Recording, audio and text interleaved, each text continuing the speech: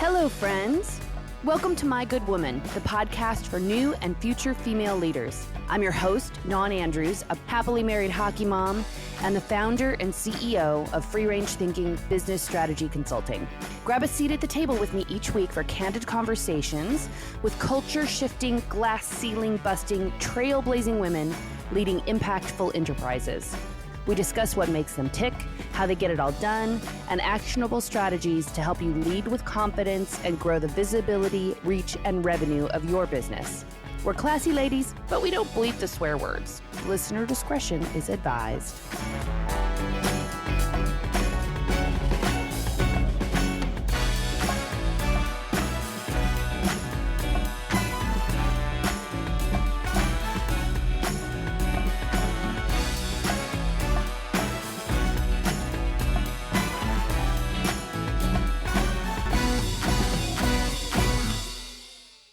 My good woman, buckle up. I am a super fan of the iconic, influential woman I'm about to share with you. It's no secret, it's tough to get noticed in Hollywood, and my guest has made a career in this business, turning heads and challenging convention for top-notch creative talent. Today, I'm speaking with the trailblazing, creative, and funny Carrie, a longtime entertainment industry publicist and manager who was recently named president of Spartina, Stephen Colbert's production company. But it's not just her professional accomplishments that make her special. Carrie continues to inspire me with her dedication to her team, being a kind leader in a tough industry, and her 1.8-second response time to text messages. And Spartina is Carrie's second startup. Before Spartina, she launched and ran her own talent management firm, B Company, with a roster of clients that included America Ferrera, Josh Radnor, Jessica Williams, and Zoe Chow. Prior to B Company, Carrie was a senior VP at ID New York, where she was one of the entertainment industry's most respected and sought-after media and publicity strategists. Leveraging her badass media management and expertise, she played an integral role in promoting and planning the careers of her clients Andy Samberg, The Lonely Island, Amy Schumer, Paul Giamatti, Greg Kinnear, Bette Midler, Vera Farmiga, Billy Eichner, Oliver Platt, Sam Rockwell, Noah Baumbach, Whitney Cummings, Greta Gerwig, Ed Helms, Peter Sarsgaard, and more. In this absolutely fun episode, we talked about finding the confidence to start your own thing in the entertainment industry twice, handling comparative pressure, facing down obstacles, and not apologizing for who you are, balancing high demands on your time while still finding time to live a life, her genius method to get to inbox zero. I've done it, it works. And she also shares stories about the women that lift her up. Whether you're just starting out or you've been in business for years, there is something here for you. So grab your cup of tea and tune in. Enjoy my conversation with Carrie Bialik. Hi, you're here. Hi, It's I'm here. delightful. It is delightful. It's already going well. Best Monday ever. Yes. I'm determined to make every Monday less Monday-ish. I love that, and my 12-year-old would really appreciate that too. He gets horrible cases of the Mondays. We have to. Well, the we have to work Sunday, that out. it starts Sunday night, and then you just have dread. And I think what we should just try to instill is like, what if something really amazing, unexpected, and joyful happens on a Monday? Amen to that. And then you look forward to Mondays. I love it. See, I think we can just mic drop there. Take my important bullet point takeaway. The takeaway from the episode. There it is. We don't have to do anything else. Great. This has been a pleasure. Thank you for having me. Best 2 minutes ever. Actually, 1 minute and 14 seconds. Yeah, 1:14. Keeping it tight. It's your new favorite podcast, ladies and gents. Okay, so I would love to share your origin story a little bit with people. Okay. And what I've noticed with women, especially with women in business, is if they're reaching out to start the next thing, their confidence is key. But people want everything to be perfect. They want it to be pretty and polished before they actually try. And the irony of that is that doesn't, doing everything on your own behind the scenes does not build your confidence. And then you take it out to the world and all the assumptions that you have may or may not match reality. And that gives you a hit to your confidence as well. And I happen to have just a little bit of inside information on you. So knowing that you were at IDPR working for somebody, working as an employee, working for somebody else for 18 years. What gave you the confidence to make the leap, to go out on your own and start B Company? Well, speaking to what you first said, just about like being camera ready and being perfect in other people's version of what's perfect and what's labeled as such, is I will say, like, I am grateful that not only in the beginning of my career, but just in my youth and in my junior high school and my high school and my college, and even in the beginning of my career and through the 90s and early aughts, as they call them, but that I didn't have filters and Instagram and comparative pressure, because comparative pressure always exists. You could always be in school growing up and look over and be like, I wish I had that. I wish I was that. I wish I had less of this and more of whatever XYZ.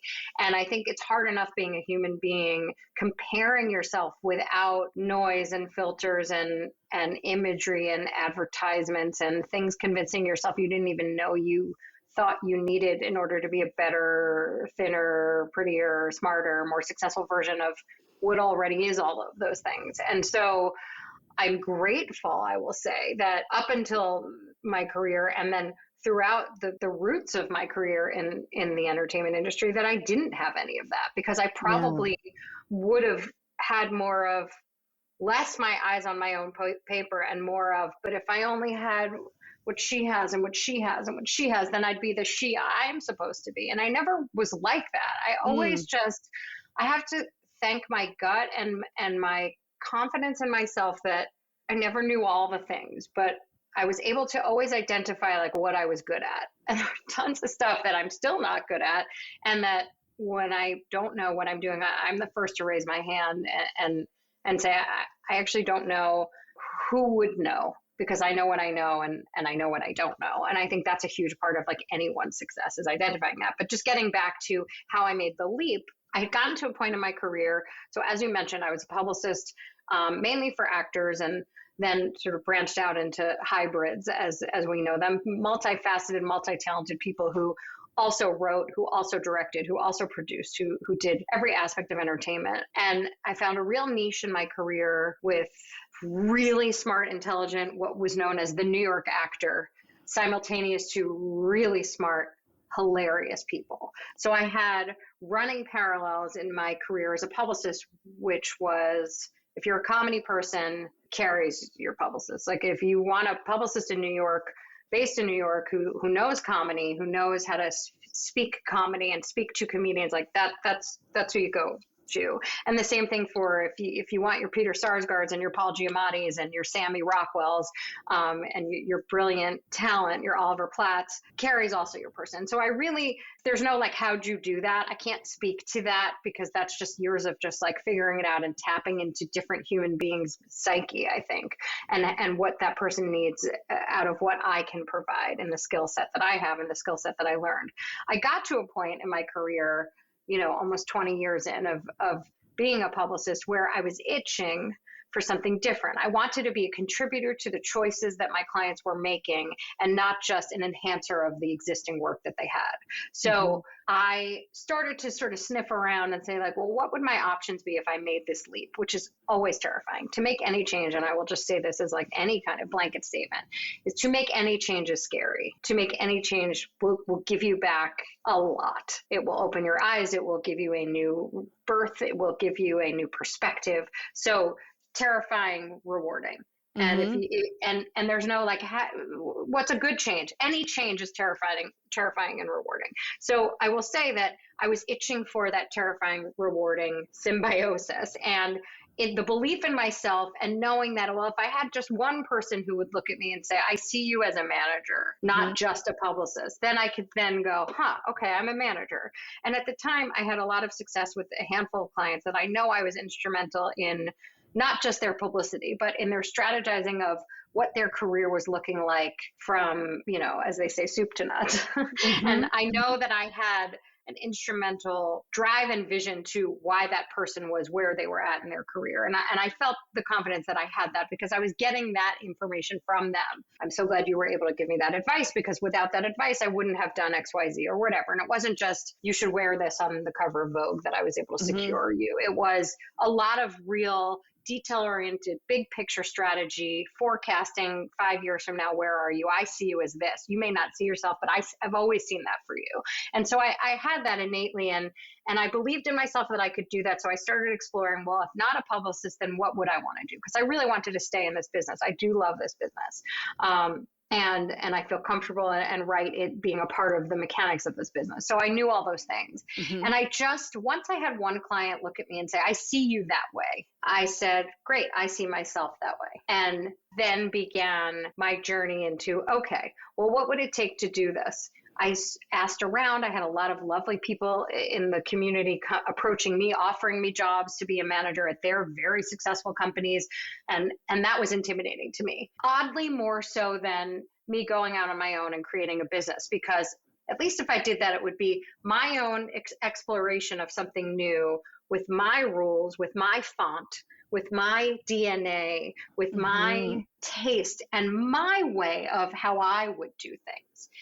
And it really took one client. It took America Ferrera to look at me and say, I see you as that. I see you as a manager. You are already doing it. And I went, okay, well, you see me as that, then I am that.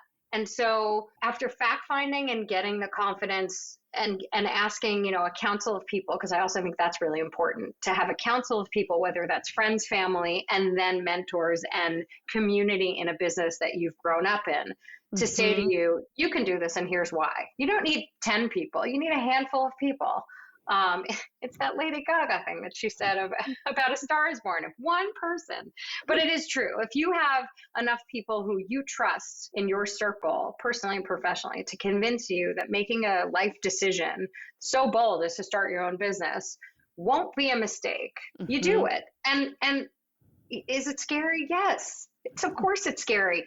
For me at that time, it was make a change or not be happy. And so for me, I really wanted to find happiness and a new chapter.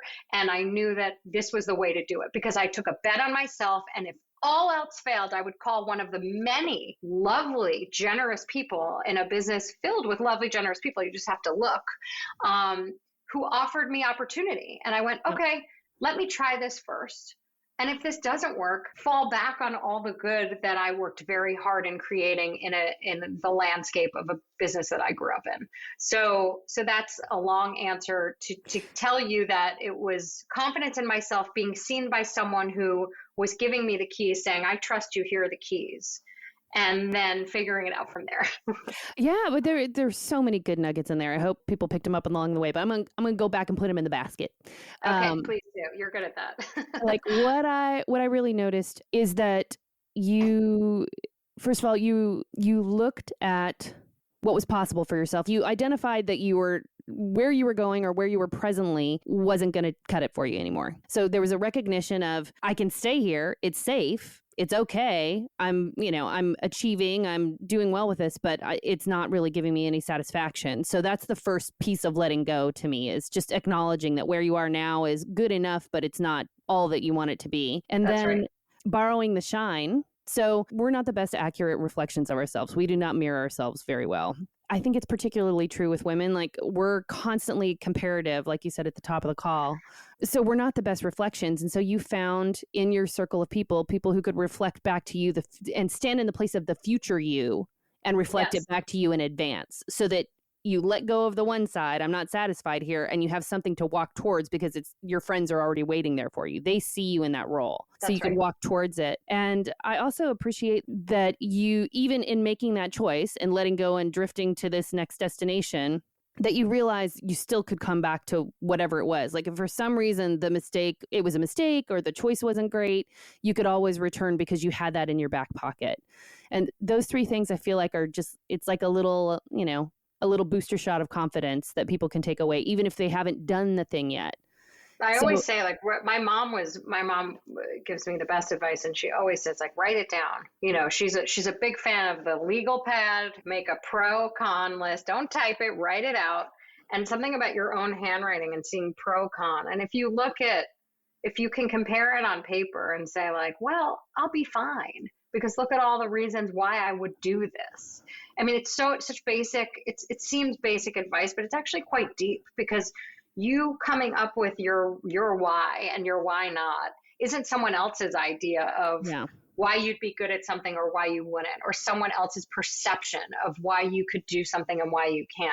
It comes from you. And yes, it takes courage. I mean, it's terrifying, but again, like I referenced earlier, like there's reward in taking a leap.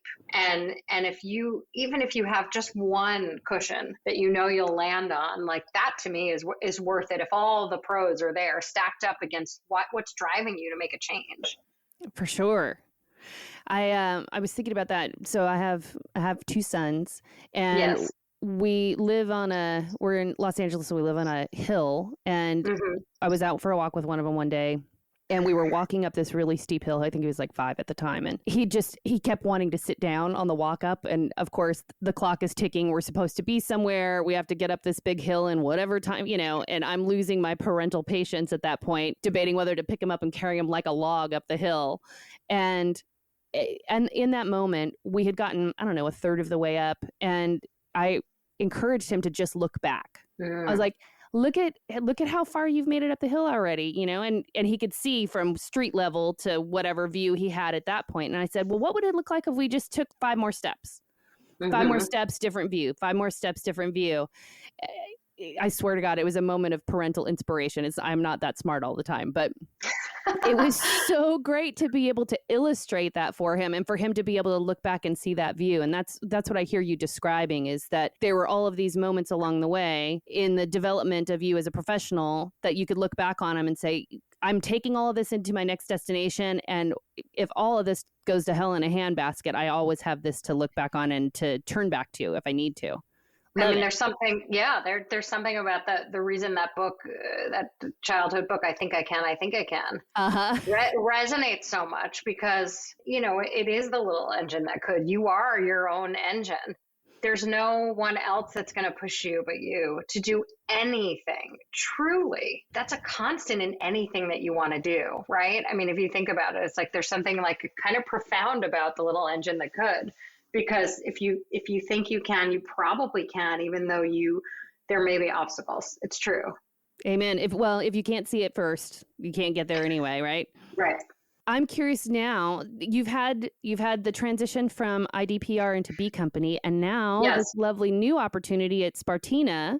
Yes. So would you say similar things were going on? Like I see something and I'm ready to let go and move on to the next thing? Like what was the transition from one to the next, from B to Spartina? So this was, no, I would say no, in that this wasn't by choice. This was an opportunity that presented, right? So that's the umbrella difference. I wasn't looking to leave. I was very, very grateful for B Company, which is the management company. I'm doing this. This is so funny. In the podcast, in the very popular podcast, Smartless, they always say like listener. So I'm just going to say like listener in case you don't know. So ID, which Kelly Bush calls it ID now. It was IDPR. It's now ID because they encapsulate many, many different things. So leaving ID was much more my personal drive to craving something new and a new aspect of how I can contribute to people's careers, wherein I wanted to be involved in all aspects and not just taking the product and making it shiny and telling a story through media, which was essentially my role as a publicist, was to tell the story through press of what my client was trying to do, whether that was launch a show, a film, an album, a Broadway musical, whatever the project may be. And so when I started B Company, I was talk about the little engine that could to build a clientele and to learn about aspects of the business that I didn't know much about other than being an observer, keen observer from the publicist hat. I would watch what a lawyer did. I would watch what an agent did. I would watch what a manager did, and I knew what I was doing. But I always learned by just observing and being on calls with the teams and saying like, okay, I could do that. And then once it became my day-to-day job, I was like, oh, okay, I have questions. Let me ask these questions because I only know my own experience. And so once I got, a year in, I would say like 6 months to a year in of being like, okay, I'm in a groove. I was able to sign business that weren't just existing clients that I had as a publicist, but also really wonderful talent that I'm so proud of, being a part of developing their career and was rolling along with that. And so, obviously we had this global pandemic and that threw everyone into a big head scratching life change. And mine wasn't searching what was next. It was more like, how do I now adapt to what this looks like? What's happening with our business? Who's working, who's not working? What's going into production? What's safe? What's not? What am I telling my clients? How do I feel about this? How can I make people feel better? Who am I turning to for advice on how is this changing everything? And so I would talk to everyone all day long. And then it became okay to start working again with all of the new protocols. And thankfully, I again, and taking a bet on myself, I have really good taste, and all of my clients started working again. And then everyone was doing very well. And during the pandemic, I was lucky enough to have all of my clients working on projects. And so things were, as we like to say, on paper, really working. And I was not unhappy. I was not searching or yearning. I knew what I liked about it. I knew what I didn't like about it, but that's like any job. There's no perfect job where you get up every day. And if there is, caller, let us know. There's always something about work. It's my mom always goes, well, they wouldn't call it work, right? And so I feel like what had happened is that Stephen Colbert, who had been my client for 16 years, I've been his publicist, and we just have always had a real simpatico of thought, idea, process, conversation, comedy. We've always just been really in sync, and I've been through a lot with him, and it's been one of the most rewarding relationships in my career because I feel like I was able to launch his show, The Colbert Report, which was so singular and iconic and important. And then, he took over for Letterman, and we were able to tell a whole new story and introduce him as an individual to people as a human being, not as a character. And so we have been through so much together and really kind of profound in a way and important to me. And when I was at B Company, he was my only client that I still did publicity for because he is, again, singular, and he is his own category of human and talent. And I'm not just saying this in case he listens to this. Noted. He knows I feel that way about him. And so we were having a conversation, and Stephen and his wife, Evie, had produced this incredible film based on a show called In and of Itself. And they really enjoyed producing. And obviously he produces every day. He does the show every night. And with that comes so much intelligence on running his team and creating comedy and telling the day's stories and making it digestible. And I like to say he's the aloe vera on the daily sunburn of all of our days, and he cools us all down, and that is producing. But they had really wet their whistle, if you will, on Within and of Itself, which Hulu bought and is just beautiful. If you haven't seen it, I recommend it to anyone. It's streaming on Hulu, and so they really loved the idea of taking this production company, not just as an idea, but as a real entity to create and tell stories. And it was a natural fit that he said, I know you have a job and I know you have all these clients, but we've been thinking about it. And they both approached me and said, like, would you like to run it? And I wasn't looking for a change, but I also couldn't say no to that opportunity for many reasons. I found it initially just igniting and exciting, and it was just a yes, even though there were all the things of like, but I have all these clients, but I'm doing well at this thing that I didn't even know I could do, but I don't want to let people down. But people rely on me. There's so many things, but the yes was so much louder. And I think that the advice, and again, in going back to like empowering other women in making choices and not just running your own businesses, but in making day-to-day choices. If the yes is loud, that is telling. And if something is magnetically pulling you, that is telling. And I mean, I probably said like, well, yeah, I want to do that. Or maybe I'm not I think the thing that makes me kind of good at what I do is that I have no poker face, and you just know what I'm thinking. If I like you, I like you. If I don't, like, you probably know that too. Yeah.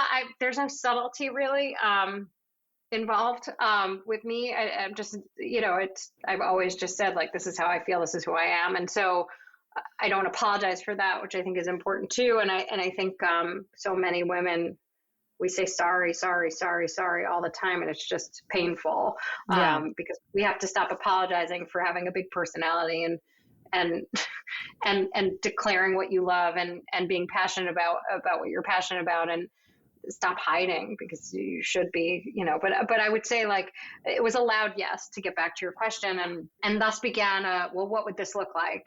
And what would I do? And how am I going to do this? And we're still in a pandemic. And it was, it was an ongoing conversation until it became real.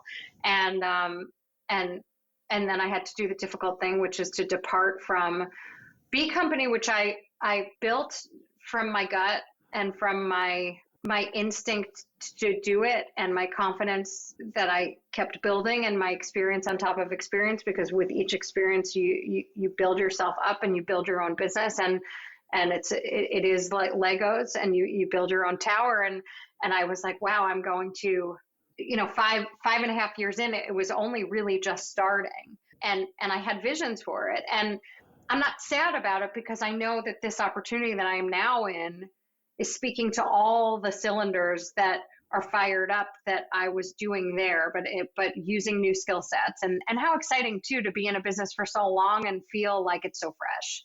And so that's also there's what still I'm a growth getting path, to. right? There's a growth pattern, and again, like I'm sorry, because you probably have a lot of questions, but I also, me, I could talk a lot, but when I'm just saying, like, God, I just want women to raise your hand and say, like, I know what I know, and I don't know what I don't know, and I hope that's okay. And not apologize for not knowing things, because this is an opportunity that I am taking so seriously and that I'm so grateful for. But when I don't know something, I say like, well, this is the first production company that I am running, and so I'm going to ask that question. A superpower of yours. Like in knowing you now for a while, like I think that's if we wanted to boil it down to keys to Carrie's success, like that is something that I have seen time and again with you. And I notice again with women that are in leadership positions or in starting up something new, they're trying to cover off on all of it themselves. I'm totally guilty of that in my own business, where I'm like, I'm reasonably good at that. Sure, I'll do that. Or somebody needs to do it, so I'll take that on. I would credit a lot of your growth, the growth of B Company, in such a short period of time, to you constantly saying, who can I pay for that? Where else? Where's the person? Let me call that person. I don't know. I'm going to ask a question. Like, you have no embarrassment at all about revealing your vulnerabilities and your knowledge base. You're confident in the knowledge base that you have. That's right. And you have no shame with like, I don't know it, somebody tell me. And I think that contributes a great deal to your speed and growth. I also think it's one of the things that makes you so attractive to the clients that have come to you and to you as a professional in the business. By being that person, by being vulnerable and showing what you do and don't know, you cut through the posturing that I think can be very prevalent in entertainment and can be prevalent in business in general. And you give people permission to just let their hair down and show up and shine in their own uniqueness, and then be vulnerable in the parts that they need support with. I think that's really important. I think vulnerability is really important. I also think boundaries are really important. I learned a lot about that in talent representation and creating a safe space for people and a mutual trust, but also like, this isn't your family. And, I made a lot of mistakes too. Like, I like that we're both talking about like, and the reason, all the good things about me, but like, listen, you can't have success without making mistakes and saying, I wish I hadn't said that. I wish I hadn't done that. I would have done that differently. I mean, that's all of us in anything that we do. But I will just say in my career, vulnerability is important. Boundaries are really important. And learning. Back, yeah. Oh, go ahead. And learning. Yeah, no. I was curious. No, go ahead. When you were like at the top of our conversation, we were talking about, women now coming up in this comparative place. Mm-hmm. If we did have a comparative moment right now and you're like, God, I wish I had that quality or that thing that another female leader has, what's a quality that if you could just like suck it up and add it to your skill set or add it to your strengths, what would you want to borrow from somebody else? Oh my God, just a sense of calm, the ability to like sun salutate and have meditate, like to meditate and to, I wish I was a person who could get up at 6 a.m. and not feel like, oh God, like morning people to me. I wish I had those two things, the ability to be calm sooner. I'm much better. And because I've learned a lot about balance and about what you need for work-life balance. And that's always everyone's struggle. And I hear you, you are seen and heard. But I will say like the ability to be calm, to breathe, to take a deep breath before reacting. I've seen women and I'm like, wow, I don't really know what you're thinking. And like, that's not, I think like a lot of people go like, I wish I had more of what you have. And I'm always like, oh, I wish you didn't see as much as you see sometimes. Because sometimes people look at me and they're like, wow, you said a mouthful. And I say like, but I didn't say anything. And they're like, right. Dawn, you were going to ask me another question. I'm going to take a sip. I'm going to hydrate. Okay, everybody hydration break. Here we go. Oh, yeah. Mm-hmm. To that point, yes. How would you describe your leadership style? Like in running B Company, now in running Spartina, 3 nuggets. What would you say your style is? What would you say my style is? No, I'm right. Nice Well, it's also, that's hard. That's a hard thing to do because I think a lot of times.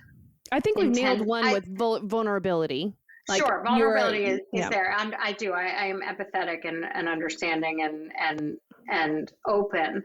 I think I have the ability to tap into people's strengths and not shame them for not being able to do things a certain way. So I think it's about celebrating what people are good at and this is what it is. Identifying talent in your staff and where can people thrive in what lanes. Different from mine. Because I think if as a leader, you are trying to have a team of clones, then you're not going to succeed.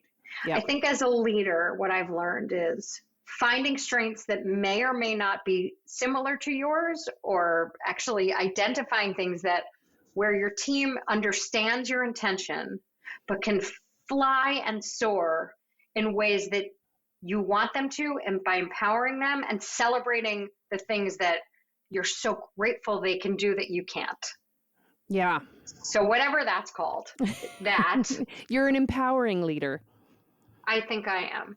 And I would say inclusive of community, because I do think that now in my role, it's trying to figure out where we can all develop, create, and then produce these ideas and these projects that we're cooking up here. And so it's, where can everyone on our team contribute and have added value? Because to me, that is also successful of you're a leader who has ownership, but also then hands out ownership to everyone involved. So I couldn't do this if I didn't have you who brings such an intelligent background to the project because you have a specific point of view and experience that I don't have. And that we couldn't do this show without your knowledge of how comedy works and how nuanced that needs to be for a project like this. I couldn't do this project if I didn't have you over there who understands the mechanics of actual production and what we need in order to make this successful with the confines of a specific budget. Like really acknowledging that you cannot do everything yourself. Yeah. And you may want to, and I'm a Virgo. And if you're eye rolling out there, you're clearly not a Virgo. But I will say, as a very typical Virgo who has come into her Virgo-ness, I think, like since 30, where everything needs to have a place and everything needs to, I wasn't always like that. I was a kid who was a slob. My mom would come into my room and be like, where are you even? There was just clothes and things everywhere. And then I just really snapped in at some point and realized, oh, I'm so much happier if everything has a place. And so you can be a good leader in that way. But what you also need to be doing is celebrating that everybody has strengths. And everybody is there for a reason. And where can people go home and say, I love my job. Here's why. Because I'm seen for what I'm good at. I'm learning about what I need to know to be better at the things I'm not good at or that I'm not aware of. And that I have things to look forward to, and I'm going to have a growth pattern here. So I think I want anyone who is working with me or for me to feel that way, to feel like they are part of a team, that they are being celebrated for who they are as a person, because not everyone is good at everything, and not everyone is, can do what I can do. But guess what? Everyone who works here can do things that I can't do, and that's why they're here. Because I go, oh, I'm not worried about that, because I know Holly's going to do that. I'm not worried about that because I know Evie's got a great idea there. I know that, Stephen's going to think this is great because he believes in all of us as a connective tissue to then be out there in the world on his behalf with his name on this company. So does that answer your question? I don't know if that's 3 things. That's a lot of things. It does. You know me, I color outside the lines. I can't give you I haven't rehearsed. You gave me this. You're a storyteller, honey. You're a storyteller. It's all good. I always related to clients who would say like, oh, that interview went so fast. And I was like, listen, not all of us speak in sound bites. In bullet points. Yeah. Listener, she is pointing to herself.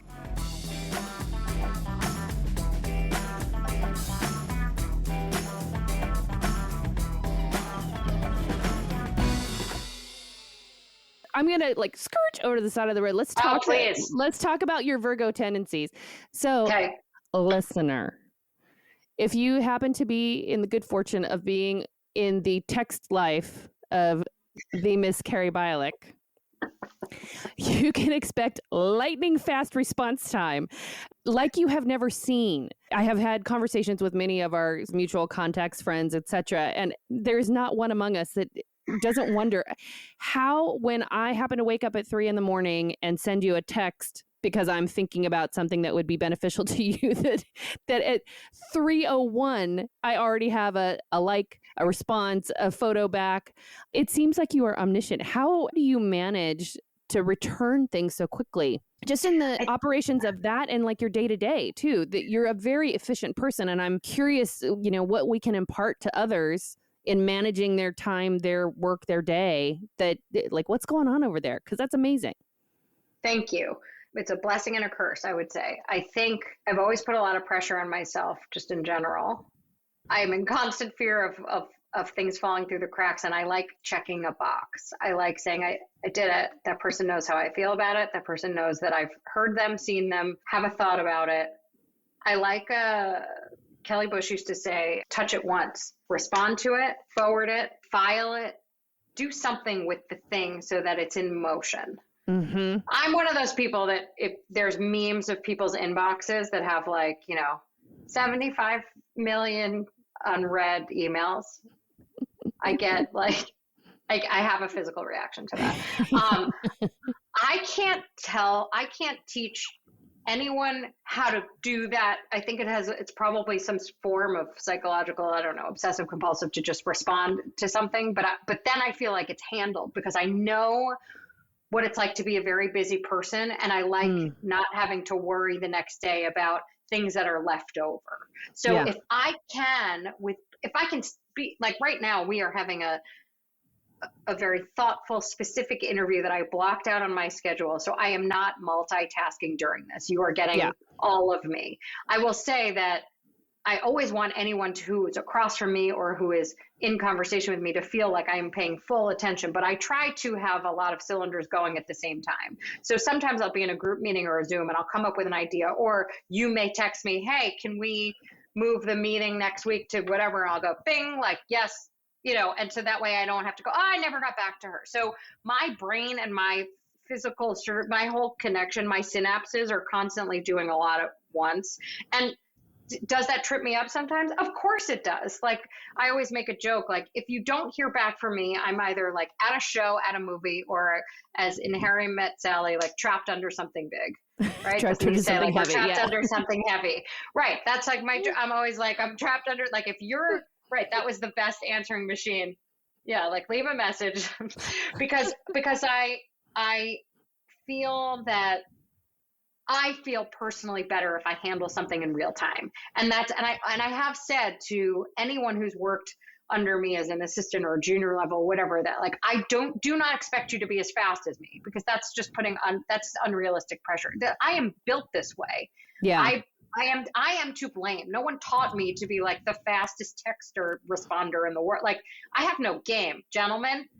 Yes, I'm single. The one gentleman listener. I know this is for women, but if any guy is listening to this, like, I don't have game, and I will. There's no like, oh, I'll wait 2 days to respond to this. I wasn't built that way. There's no like 2-day rule or 3-day rule, whatever that dumb book is. You have a question, I have an answer. So what's the game? We're all here for a limited amount of time. What do you need to know? That's the other thing. I just want to handle stuff. To answer your question, I just want to handle stuff. And the balance it's an ongoing challenge of how do I do it all? How do I work out? How do I see family? How do I take care of a dog that I love very much? How do I see friends? How do I see family? It's because I'm constantly trying to find windows to do everything. And there's weeks where I'm like, okay, this week proves impossible, wherein I'm going to not exercise 4 to 5 days. I will exercise 2 to 3 days. I might even exercise 1 day. And then that's about allowing that to be okay and figuring out what else I can do for myself, whether that's like take a walk home or walk to work, whatever it is to like clear my head that will give me what I get from the other thing. So every week is different. I don't have a by the book, like this is what I eat, this is when I eat it, this is what it's just doing the best I can every day. And as far as my fast response time, I don't know where that came from. And it's a blessing and a curse, because sometimes like I'll glance over and I'll be like, oh, look at all those unread emails.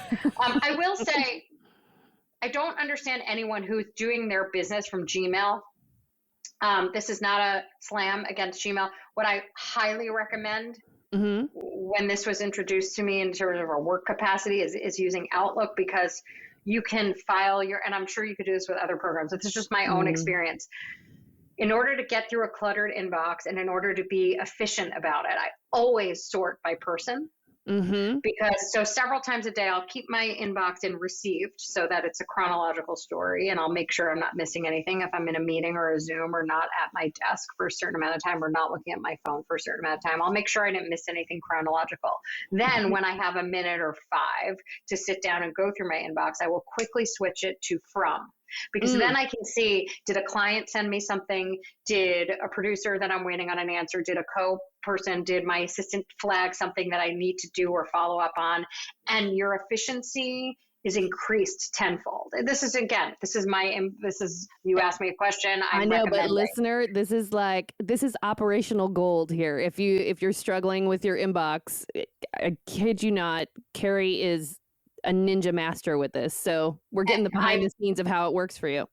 It has helped me in ways where I'm just like, oh, look at all those emails. And then I realize so much of it is, mail spam or things that, or deadline alerts or Hollywood Reporter alerts that I can read later. And I made a file for, like media alerts. And then I'll go through and just go, oh, I care about this. I don't care about this, delete. And all of a sudden you can see the numbers diminishing. And even that soothes my soul, because I know that I've gotten through what's necessary, what's timely, and then I can go back to the other thing and dip back in and know that I'm not missing or someone isn't relying on me for a reply.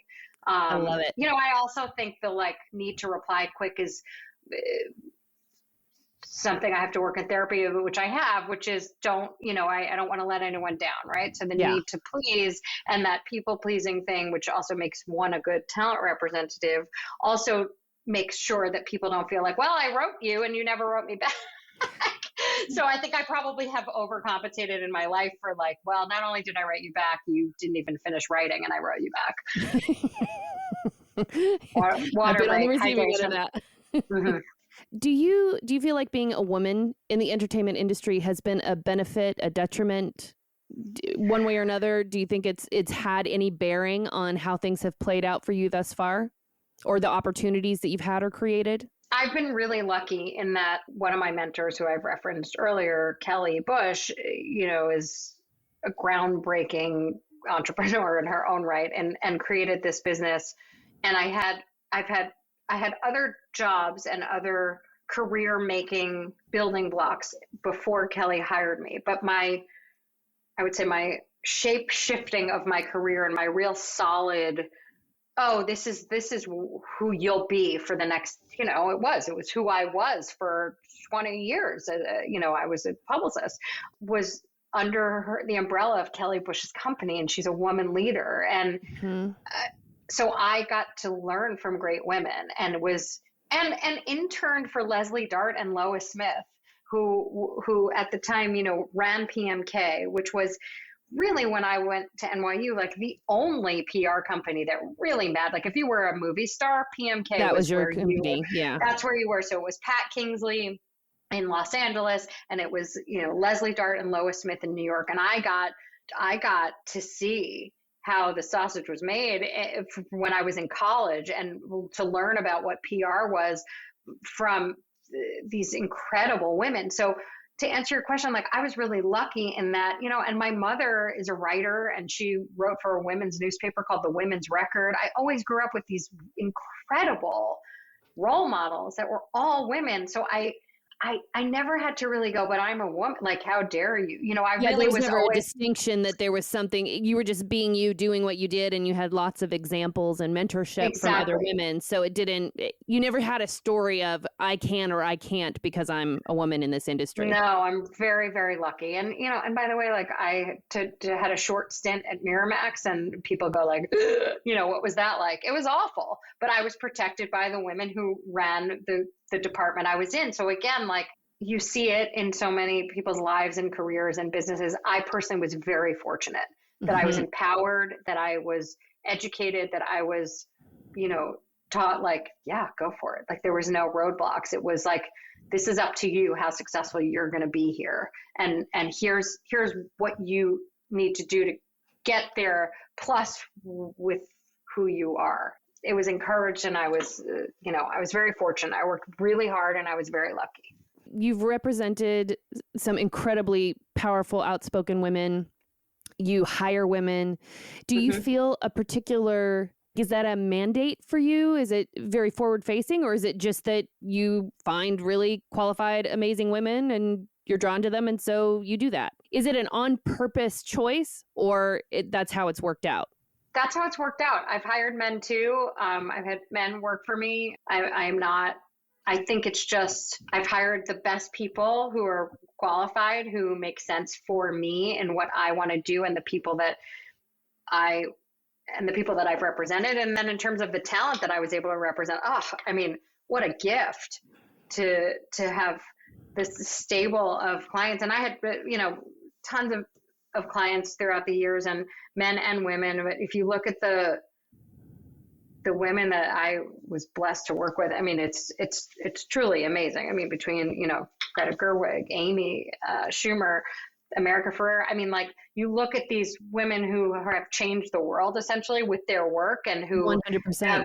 and who have been noticed for shaking shit up. Beep.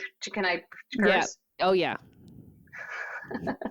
Oh, yeah. Fucking shit up. No, but who have turned heads and won accolades, and who've changed the course of what it means to be XYZ in the profession. And for me to have this much to do with it, to a little bit of a contributor of that is, to that has been incredible. And now in this role as, producing content to try to make people feel better in the world, and empowering all types of people and women all around the world. Like if I could do a smidge just by trying to get something made and having eyeballs on it, then I feel I just feel so lucky, and it's a real privilege to do so.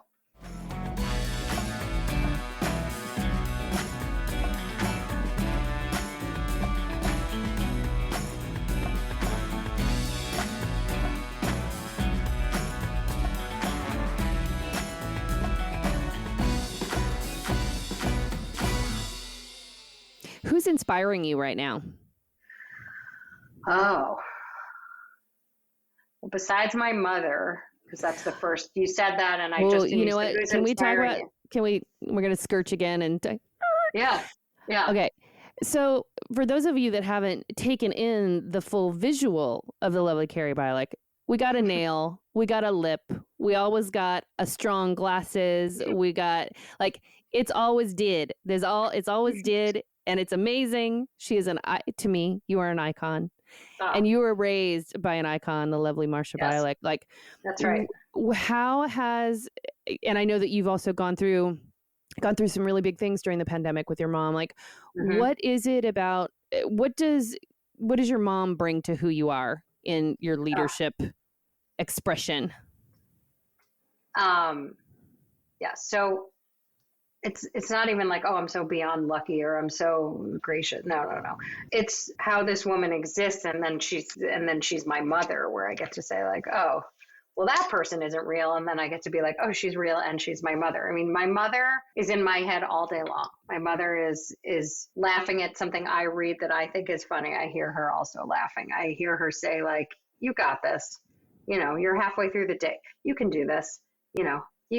You can climb this mountain. Tomorrow will be a better day. Whatever it is, she's constantly with me all the time. And it's always been that way. She's in remission from cancer that was diagnosed during the pandemic, which was obviously quite the experience for all of us, terrifying, and also just like watching a warrior really go to battle, and with humility, and it was something, and strength beyond any definition of what strong is. And so to grow up with a woman who showed me what it feels like to be loved, to be accepted no matter what, to be celebrated, to, talk about you have a skinned knee. It's like the person who's going to make you feel better about that. But also, you fail a test, so you'll get an A on the next test, or you won't, but you're going to be good at X, Y, Z. Just constant empowerment, constant support, constant belief that no matter what, things are going to be okay. I mean, like, to have that person who is your parent, I know is so rare, and who also is just hilariously funny, who is so in awe of my sister and I, and what we've both accomplished. My sister is like a really brilliant psychologist and mom, and just how much work that is. And she makes everyone feel accepted and loved and celebrated.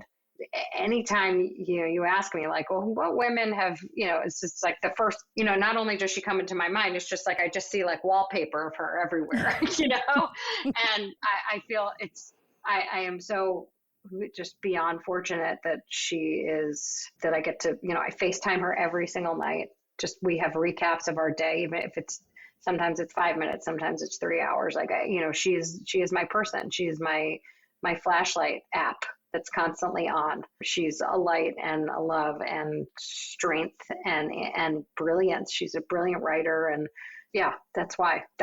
Well, what was your question? Like, what women, who in my life, you these days? Inspires me. Yeah. So she's constantly just, you look at like, I'm not in the mood. It's like, yeah, but look what she went. Okay, get up and do it.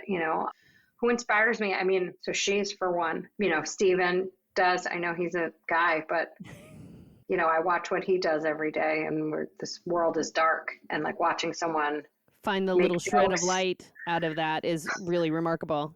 Yeah. And then being able to work with someone so brilliant and so kind and compassionate is just, it's really, really inspiring. It's why I'm here. People always go like, oh, he's great as he seems. And I'm like, he's better. And people are like, come on. I'm like, yeah, no, that's why I'm here. I keep saying like, that's why I'm doing this. It's so funny. I'm thinking about all the women who help me all the time. You, my therapist, Denise. Truly. Because I'm always like, we're all in, man. I know, but I'm always like, God, I feel so much better when I talk to you. I mean, like what you brought to my life and career, and how I raise my hand and go like, wait, what? what am I saying? How am I doing this? How am I forming sentences? How am I trying to get the version of me out there that makes sense? And you're like, okay, let's look at it. And you just make it, you have a good bedside manner. I think, any woman who's strong, who also is kind and compassionate, to me is where it's at. And it's like, yes, be funny. Yes, be strong. Yes, stand your ground, but also like be open and warm and kind and loving. And because that matters. And I think now more than ever, it's like women have to help each other, support each other. We all need to make each other feel like it's okay, even if today it's not okay. I think that there's something about our need to feel like so strong and so tough and so mad all the time. But it's like, it's actually okay to be quiet and to have a minute and to be concerned and then to know that you have a unit of people who are going to be there for you. All of my girlfriends I have such a strong network of friends who work so hard in everything that they do, being mothers. I mean, like just what that takes. And in a time where imagery and, oh my God, my niece Hannah inspires me. She's 16 in a time of Instagram, in a time of euphoria high, in a time of, pop music and crop tops and, vulnerability and sexuality and all of it. And she is confident and compassionate and just a beautiful human. And to be a young woman at 16 and have all of that, I mean, that's a huge credit to, I would say, my mother, my sister, probably me too, but just to be such a kind, wonderful young woman. And just, she gives me hope for other women out there and to not TikTok yourself silly, but to go out and just be people with each other and not, look at your screens and try to identify who you are through what you think is perfect or a version of something that is successful. But my niece really looks in the mirror and she's like, that's right. And she really it makes me feel so good. I'm like, okay, we're going to be okay. If there's more like Hannah Altman, we're going to be just fine. Thank you, Hannah Altman. Yeah. Cause I could go on and be like, give you like, Oprah, I mean, whatever, but these are people in my life that really make a difference. Well, and that's the ones that, yes, there are people that are making dents on a larger global scale with much bigger visibility. But part of the intention in having these conversations on this podcast is, yes, would it be great to interview Oprah and Michelle Obama? Yes. Putting that out there to the universe right now. Yeah, exactly. And at the same time, most of what gets any of us through our days are the people that are closest to us and that surround us. And we're not running in that kind of company on any regular basis. So I'm so curious about people's fuel and what lights them up and what gives them hope and makes them feel like, yes, there's a future for ourselves, for our society, for democracy, for the planet. Thank you for sharing all of your people. Yeah. I mean, there's so many more. I mean, I have just the list goes on. The best friends in the world. I mean, I do, I have friends, my friend Sarah, my friend Sharon, my friend Emily. I mean, like, these are all like incredible, hardworking, smart, funny, just, I mean, to have a unit of friends where you can call each and every one of them for, it's just like experts in who they are. And that you have this just giant, you take a leap, you are not without a net. It is something. I am very grateful. My last question, because I want to be sensitive to your time. No, I'm the worst. I just talked about, you had like 50 questions and I answered 4. It was the perfect interview. Everything that needed to come out came out, except the answer to this last question. Okay. So imagine yourself in the lovely, sparkly, somewhat trashy Times Square with all of the big billboards surrounding you. And in the biggest, brightest, sparkliest one, you get to pop up a message to women that are in leadership or pursuing a spot in the world. What's the message that you'd like to leave them on the billboard? Oh, can it be a revolving billboard where? Sure. It could be a carousel post. I was like, one thing. I'm just going to, I'm not avoiding this. I'm just, it's an adjacent thought, and then we'll get to the billboard. Cool. When I was a publicist, I had a million tasks a day because you could never predict what would need to happen. A lot of times something out of left field would derail your entire day. And then we'd have to deal with everything else that was just as important, but not as important as this thing that just took the train off the tracks. And you would have to go do that thing and deal with that thing and that thing only. And a lot of times, and then again, this is retrospect. This is the age old, if you could tell your younger self, but if I could tell my younger publicist self something, and this would sort of be a metaphor on the billboard. This gets back to your billboard. It would be like, there's always a ticket. And by that, I mean, I would have clients and team members and someone always, a family member or something, being like, we have a problem.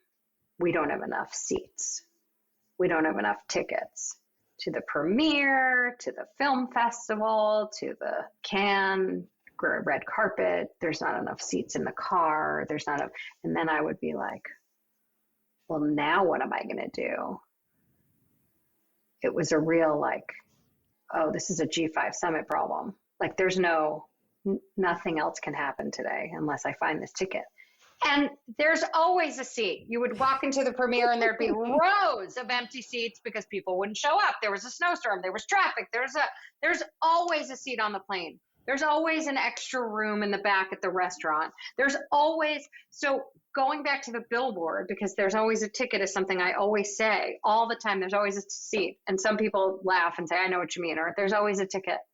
There's always a ticket. I learned that because what you do is when you project a problem being so much worse than it actually is, you build a narrative that creates so many roadblocks for your own success, because then you can't actually just fix the problem and know it's going to be okay. And that also goes back to what I was saying earlier about, like, I wish I had the ability to worry less and predict problems before they happen less, and not, worrying is a waste of time, someone wise once said. And like, there is all of these little gems and jewels about breathing and worrying, whatever. But I would say, like, there's always a ticket.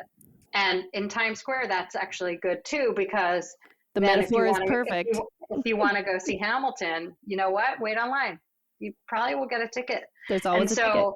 Yeah, there's always a ticket is something I always go back to in my head because of all of the worry that I created that was really a waste of time. And it is something that is a good placeholder for so many other things, because I'm working on something in pre-production now where I'm trying to stop myself from getting ahead 10 steps, because that's not going to serve me. What will serve me now is dealing with today's 4 things that have to happen in order to get to the other things that will eventually be okay from that thing. And so I think there's always a ticket, and you'll have to sort of, call me and ask me what that means if you don't know.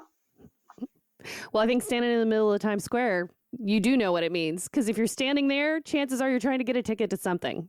So Just knowing both in the literal and then in the metaphorical sense that there always is a ticket. It's going to be okay. I mean, that's the same way of saying, like, you're going to be okay. It's going to be okay. Love it. Thank you so much for your time today. It went so fast. It went so fast. I really hope you got what you needed, because I can talk. We probably should have started this whole thing with, like, Dawn has 20 questions. She will get 3. I know. She will get answers to 3. It all works out perfectly. Truly, like, what I'm finding so far in doing these interviews, because, obviously this is a new learning curve, new territory for me too. Of course. Which is exciting. It is. It's so good. But I am finding, just like with anything, right? There's what we envision, what we plan, and then what turns up. And I do feel like that as long as I'm standing in the right intention, like, I'm here on behalf of women that want to be better leaders. If I'm standing in that place and we have a conversation, especially when I listen back later, there are things that we covered that I didn't even realize we were covering at the time that always make it in. So good. One question, 20 questions, we're all good. There's always a ticket.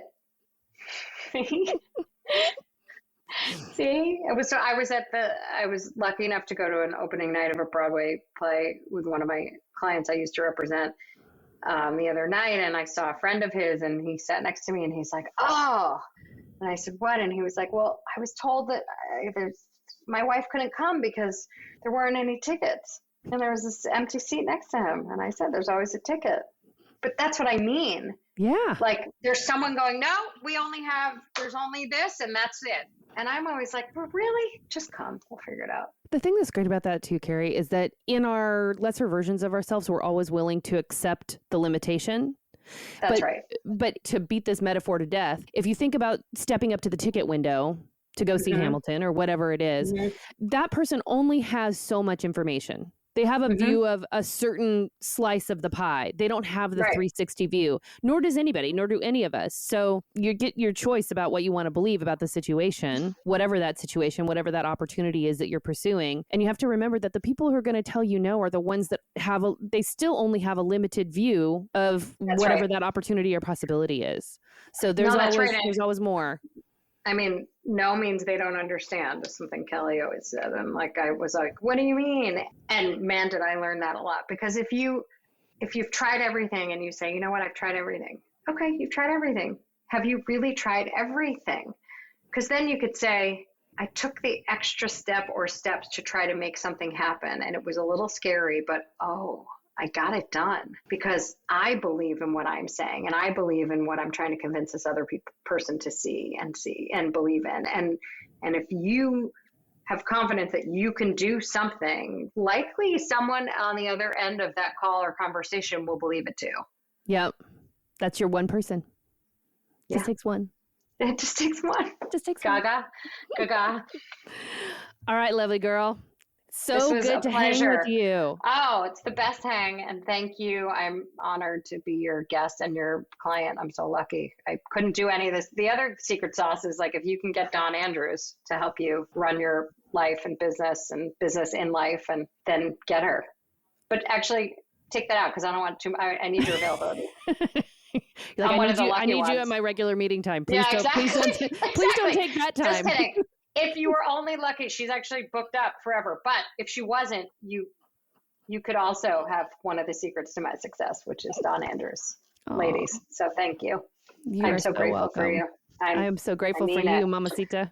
So I just hang up. Yeah, I'll stop this. You're like, how do I get out of here? Where's the door? No, I didn't want to break it. I don't want to break it. Thank you for joining us this week. To view the complete show notes and all the links mentioned in today's episode, visit mygoodwoman.com. Before you go, make sure you follow or subscribe to the podcast so you can receive fresh episodes when they drop. And if you're enjoying My Good Woman, leave us a review on Apple Podcasts. Reviews are one of the major ways that Apple ranks their podcasts, so even though it only takes a few seconds, it really does make a difference. This episode was produced by me, Brian Marcus, and Kathleen O'Shaughnessy. Thank you again for joining me, Dawn Andrews, in this episode of My Good Woman.